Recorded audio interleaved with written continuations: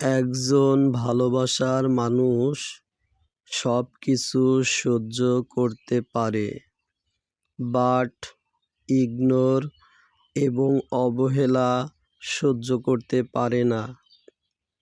শুভ সকাল।